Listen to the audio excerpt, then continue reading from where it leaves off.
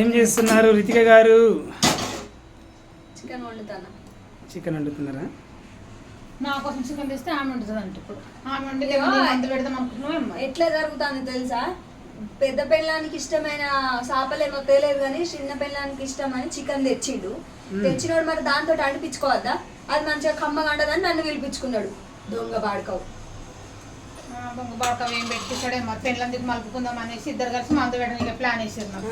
మందు పెడతాను మందు పెట్టడానికి వండిపిస్తాను. మరి నాకు రాకనా? నాకు మంచిగా వండుతా. నేను మా అవ్వగారి ఇంటికాడ మంచిగా వండుకొని నేను నా మొగాన్ని లగ్గం చేసుకొని సంతోషంగా ఉంటే ఆయనకి ఏం మందు పెట్టి నువ్వు మలుపుకున్నావు? సందువన్లో నేనే మలుపుకోవాలి. ఎందుకే నువ్వు కయ్యానికి కాలు దూతాను? నేను కూర చేసేది ఎందుకు వచ్చిన వీడికి నోరు కాగిదాలుగా థమ్స్అప్ బాటల్ డాపో థమ్స్అప్ తెస్తే మంచిగా ఫ్రై చేయాలి.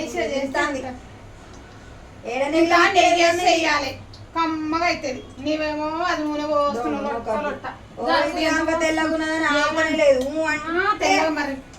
మరి మంచి సబ్బు తెచ్చిండు నాకు.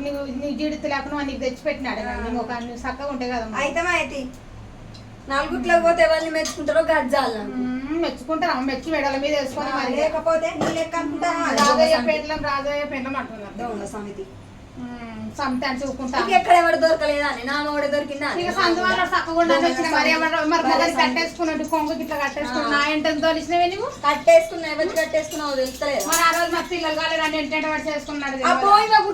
పుట్టన పుట్టిన 10 మంది పుడతారు. ఇప్పుడు మరి 10 మంది దాకా పుడతారు.